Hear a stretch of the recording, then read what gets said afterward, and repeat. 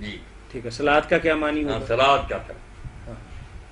سلاد جو ہے نا جہاں سے یہ نکلا ہے اس میں جس کو انکلینیشن کہتے ہیں نا کسی طرف انکلائن جھکاؤ، اصلی معنی جھکاؤ. مجھے آپ سے پیار ہے محبت ہے میں آپ کو اپنے نیچے لے لیتا ہوں تو جھک جاتا ہوں اوپر.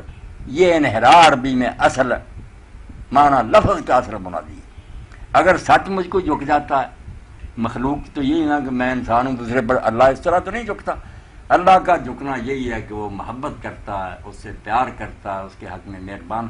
اس لیے جب ہم کہتے ہیں نا اللہ رسول پر صلوات کرتا ہے، لفظ وہاں بھی صلوات کا درود ترجمہ ہو گیا. اب درود بھی فارسی کا، آگے سے آگے پھنستے جاتے ہیں. اور کرو اللہ اپنے رسول پر مہربان ہے، بالکل آپ کے حق میں شفیق ہے، اللہ آپ پر بچھا ہوا ہے. یہ میں نے ترجمہ کر لیا محبت سے، ورنہ اللہ کے لیے تو نہیں نا کہ وہ ہماری طرف بچتا ہے، مگر ہے یہی نا کہ اللہ پاک اپنے رسول پر بچھا ہوا ہے، انتہائی محبت کرتا ہے. اس کے فرشتے حضور کے دیوانے ہیں. شیفتہ ہمیں بھی حکم ہوا کہ رسول کے دیوانے بن شیفتہ ہو جاؤ. اس کا لازمی نتیجہ کہ ہم جب کسی پر قربان ہوں گے تو ہمارے پلے کیا، ہم اس کی خیر ہی مانگیں گے نا کہ اللہ اس کو خیر سے رکھے، اس کو لمبی عمر دے. پھر دروش ہی بن گیا کہ ہم دعائیں کرتے ہیں حضور کے حق میں. مگر اصل بنیادی معنی اقبال الشیء، کسی چیز کی طرف جھک جانا، مائل ہو جانا.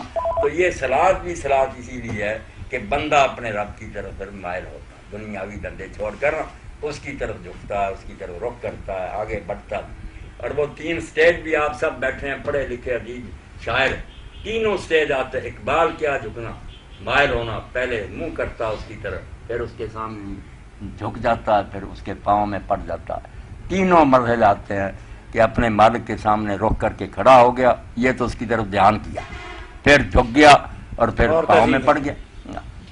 قیام، رکوع اور سجود تینوں سے حکم ہے. اور اسی لیے ان میں سے ایک کسی کو نہیں نہ ملتا قیام، 2 مل جاتے ہیں نا تو لے اکثر حکم کو. جب کسی چیز کا آدھے سے زیادہ مل جائے تو وہ سارا مل گیا سمجھو. اس لیے پوری امت متفق ہے سوائے ضدی لوگوں کے کہ رکوع میں جو شامل ہو گیا اس کی برکت ہوگی. ایک امام بھی اس کے خلاف نہیں، نہ کوئی صحابی جو مانتے نہیں رکوع کی رکعت کو جگڑتے رہے. پلے کوئی دلیل نہیں. ابن تیمیہ فرماتے ہیں جب 2 حصے مل گئے رکعت تو مل گئی، جب 2 نکل گئے نہ قیام ملا نہ رکوع ملا، اب میں سجدے سے نہیں نکل. تو صلات کا معنی اقبال الشیء کہ کسی چیز کی طرف مائل ہونا، جھکنا، آگے بڑھنا، اس تک پہنچ جانا. لفظی ترجمہ میں نے کر. چلے مولانا آخری سلسلہ پلے باندھنے کی بات ہے. کسی کو کہہ کر میرے یہ سوال جواب چھپا بھی دیا کریں جاؤ سنانے. اب نماز آئے نا رمضان کے لوگ دیوانے ہو کہتے ہیں اللہ ساری عمر میں مسئلے لی سمجھ میں آنے دی. تو یہ باتیں جو میں نے صلوات کے بارے میں، درود کے بارے میں، یہ تو قدردان کو پتہ چلتا. آپ ساری عمر پڑھتے رہیں پتہ ہی نہیں چلے گا کہ صلوات کیوں. نماز ہے نماز ہے نماز ہے. نماز کیا ہے؟ عربی میں صلات لفظ، اللہ کی طرف رخ کرنا، بڑھنا اور اس تک پہنچ ہی جانا. اسی لیے حضور نے فرمایا کہ سجدہ میں جب آدمی سر رکھتا اب اس کے اور رب کے درمیان فاصلہ کون سا رہ گیا، بالکل وہ قریب پہنچ گیا.